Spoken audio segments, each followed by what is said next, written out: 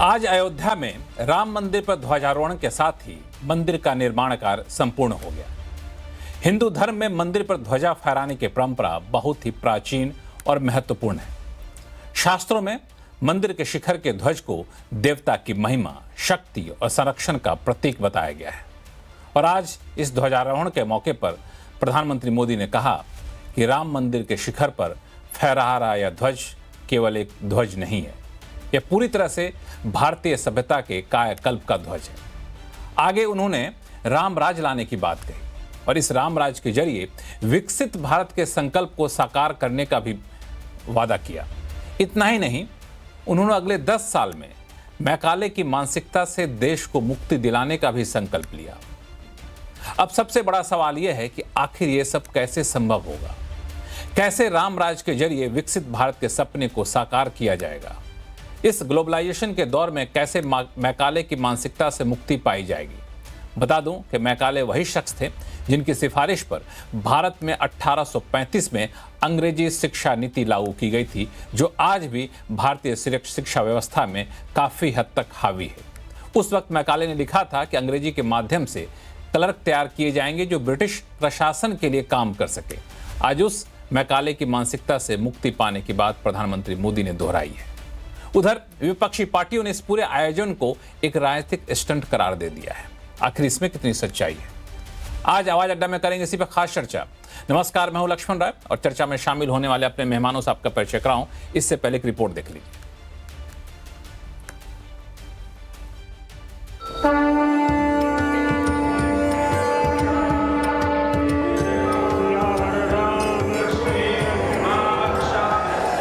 ये पल अद्भुत और अलौकिक है। ये वो सपना था जिसके पूरा होने के इंतजार में 500 साल बीत गए।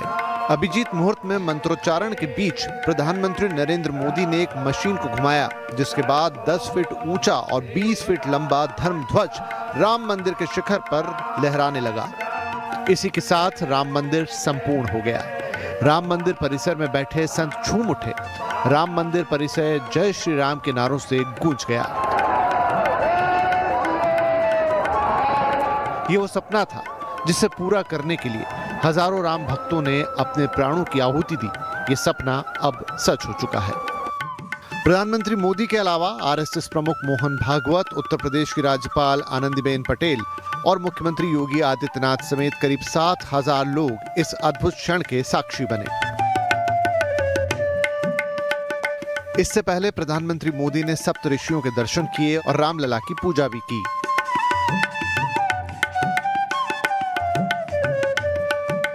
प्रधानमंत्री नरेंद्र मोदी ने राम मंदिर से राम राज्य का संदेश दिया।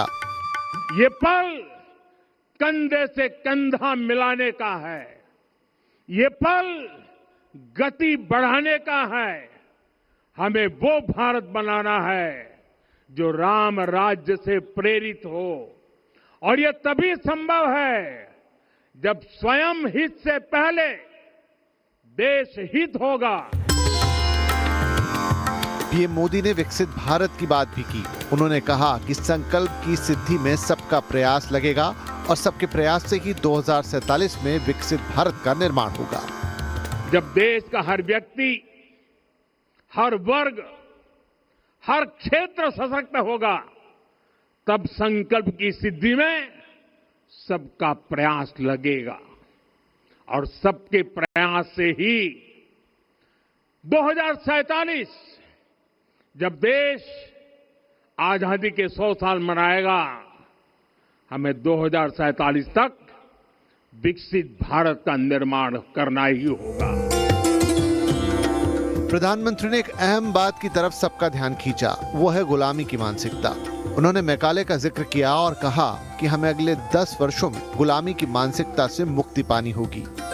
कुछ दिन पहले मैंने एक कार्यक्रम में आग्रह किया था कि हमें आने वाले 10 वर्षों तक उस 10 वर्षों का लक्ष्य लेकर चलना है कि भारत को गुलामी की मानसिकता से मुक्त करके रहेंगे। ये गुलामी की मानसिकता ही है जिसने इतने वर्षों तक रामत्व को नकारा है।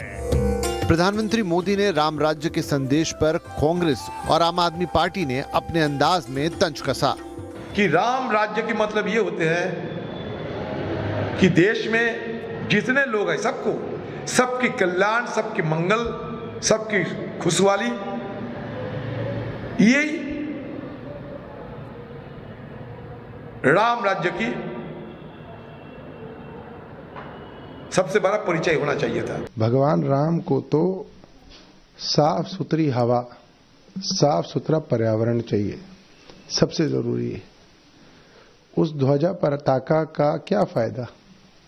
उस पताका को हवा में लहराने वाली हवा अगर जहरीली हो। वहीं समाजवादी पार्टी ने राम मंदिर पर ध्वजारोहण को पॉलिटिकल स्टंट बताया। मंदिर निर्माण में भारतीय जनता पार्टी का कोई योगदान नहीं है। भारतीय जनता पार्टी ने मंदिर के नाम पर खरबों रुपया इकट्ठा करने का काम किया है। भारतीय जनता पार्टी हर धार्मिक आयोजन का राजनीतिक लाभ लेना चाहती है। राम मंदिर को लेकर भक्तों में उत्साह है। सवाल यह है कि पीएम मोदी जिस राम राज्य की बात कर रहे हैं वो कैसे आएगा, इसके लिए क्या करना होगा? क्या विकसित भारत का मार्ग राम राज्य से होकर निकलेगा? ऐसा ही कई सारे ज्वलंत सवालों का जवाब ढूंढने की कोशिश करेंगे आज आवाज अड्डा में। और हमारे साथ मेहमान जुड़ रहे हैं। भारतीय जनता पार्टी के प्रवक्ता विजय शर्मा जी हैं, समाजवादी पार्टी के प्रवक्ता अनुराग भदौरिया साहब हैं, सत्य हिंदी के फाउंडर आशुतोष जी हैं, राजनीतिक विश्लेषक प्रोफेसर संगीत रागी जी हैं और वरिष्ठ पत्रकार अवधेश कुमार जी हमारे साथ कुछ ही देर में जुड़ ही गए हैं।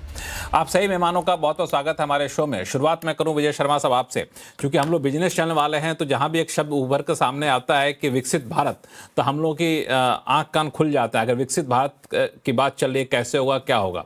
तो आज जब इस मौके पर प्रधानमंत्री मोदी ने विकसित भारत की बात की, तो मेरे मन में एक सवाल उठा कि इस राम राज्य के जरिए विकसित भारत की संकल्पना को कैसे साकार किया जाएगा? विजय शर्मा जी। देखिए लक्ष्मण जी, हमारे मोदी जी ने जो बातें कही हैं वो गागर में सागर भर दिया है। आप देखेंगे, मैं कुछ उदाहरण देता हूं कुछ देशों के, जिसको आप जुटला नहीं सकते, कोई भी व्यक्ति नहीं जुटला सकता। आप मुझे बताइए, जापान में चली जाइए, वहां जापानीज भाषा है, विकसित देश है। चाइना में चली जाइए, चाइनीज भाषा है। आप उसके अलावा रशिया में चले जाइए, रशियन भाषा है। साउथ कोरिया में चले जाइए, कोरियन भाषा है। जर्मनी में चले जाइए, जर्मन भाषा है। इसी तरह से किसी भी आप जो विकसित देश में जाएंगे तो वहां उनकी अपनी लैंग्वेज है।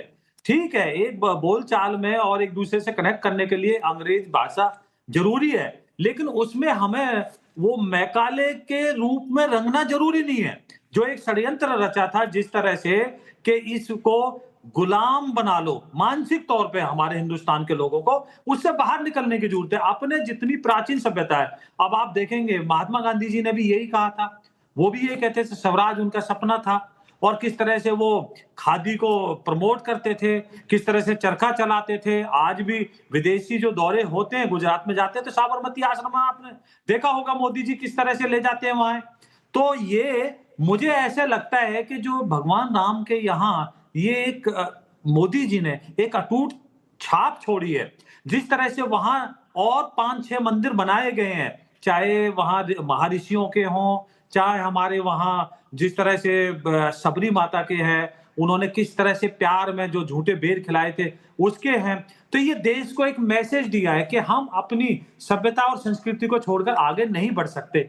इनका जो लबोलुभावन है मोदी जी का, वो यही था मेन। क्योंकि हम कहीं भी जाके देख लें, आप चाइनीज प्रोडक्ट खरीदते होंगे, सबसे पहले चाइनीज भाषा होती है, बाद में इंग्लिश होती है पढ़ने के लिए। तो यहाँ हमारे, आपने देखा होगा शिक्षा नीति भी हमने किस तरह से बदली, अभी जो नई शिक्षा नीति आई है। और कितने भी देश के अंदर जो भी किसी तरह के जो आप टेस्ट देते थे, कोई भी कंपटीशन टेस्ट होता था, वो सारे अंग्रेजी में होते थे, हमारी हिंदी में होते ही नहीं थे। तो अब वाजपेयी जी के टाइम में वो भी हमने करके दिखाया है, और अब जो शिक्षा नीति आई है उससे एक उज्जवल भविष्य की तरफ हम जा सकते हैं। और मोदी जी एक देश को सशक्त बनाने में तुले